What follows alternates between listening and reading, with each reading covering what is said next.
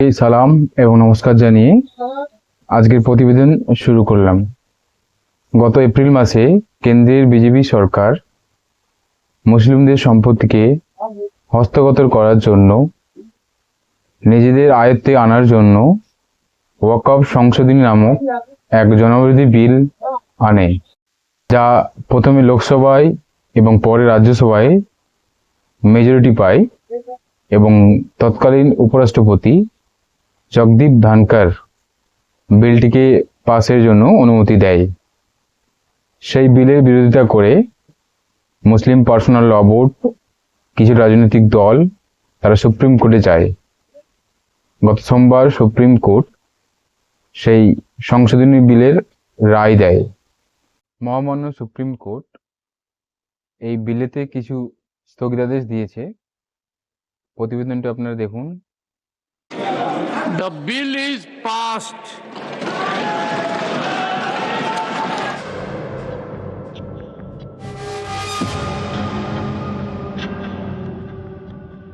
এবছর এপ্রিলে ওয়াকফ আইনে সংশোধন করেছে কেন্দ্রীয় সরকার।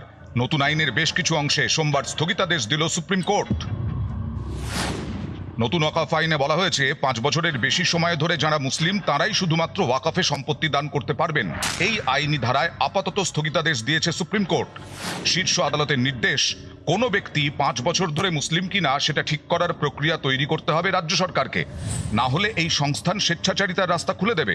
নতুন আইনে বলা হয়েছে কেন্দ্রীয় ওয়াকফ কাউন্সিলে সর্বাধিক 11 জন সদস্য থাকতে পারবেন, যাদের মধ্যে 2 জন অমুসলিম হতেই হবে, কিন্তু বাকি সদস্যের ধর্ম সম্পর্কে নির্দিষ্ট করে কিছু বলা নেই। এর জেরে ওয়াকফ কাউন্সিলে মুসলিমদের থেকে অমুসলিমের সংখ্যা বেশি হয়ে যাওয়ার আশঙ্কা প্রকাশ করেছিলেন অনেকে। সুপ্রিম কোর্টের নির্দেশ, কেন্দ্রীয় ওয়াকফ কাউন্সিলে সর্বাধিক 4 জন অমুসলিম সদস্য থাকতে পারবেন। রাজ্যের ওয়াকফ বোর্ডে সর্বাধিক 3।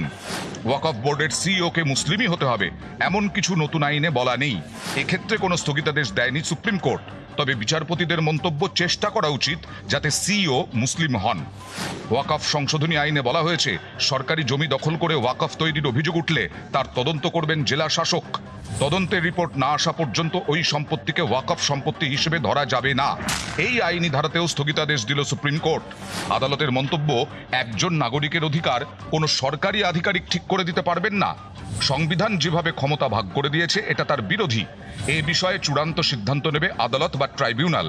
তার আগে পর্যন্ত সংশ্লিষ্ট সম্পত্তিকে ওয়াকফের তালিকা থেকে বাদ দেওয়া যাবে না। ওয়াকাফের পার্ট হতে গেলে যে 5 বছরের মিনিমাম তাকে ইসলাম প্র্যাকটিস করতে হবে, এই কন্ডিশনটা কিন্তু সুপ্রিম কোর্ট রদ করে দিল। সুপ্রিম কোর্টের বক্তব্য, যতক্ষণ না এর অ্যাপ্রোপ্রিয়েট রুলস তৈরি হচ্ছে, তাহলে একজন ভদ্রলোক 5 বছর ধরে ইসলাম ফলো করেছে করেনি এটা কিভাবে বিচার হবে? এই রুলস যতক্ষণ না হচ্ছে ততক্ষণ কি মাপকাঠিতে এই বিচারটা হবে সেটা কিন্তু মানুষের কাছে পরিষ্কার না, বা সুপ্রিম কোর্টের কাছে পরিষ্কার না। তবে সার্বিকভাবে ওয়াকফ সংশোধনী আইনে স্থগিতাদেশ দেয়নি প্রধান বিচারপতি বি.আর. গাভাই এবং বিচারপতি এ.জি. মাসির বেঞ্চ। আদালতের পর্যবেক্ষণ, গোটা আইন স্থগিত করে দেওয়ার আবেদন করা হয়নি। কিছু আইনি সংস্থানকে চ্যালেঞ্জ করা হয়েছিল। কিছু আইনি সংস্থানে রক্ষা কবচ দরকার, তাই এই রায়।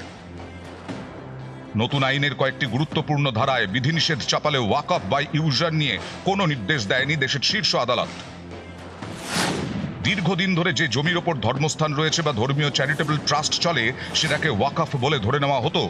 এই ব্যবস্থাকে ওয়াকফ বাই ইউজার বলা হতো। সংশোধিত আইনে ওয়াকফ বাই ইউজার পদ্ধতিটি বাতিল করে দেওয়া হয়েছে।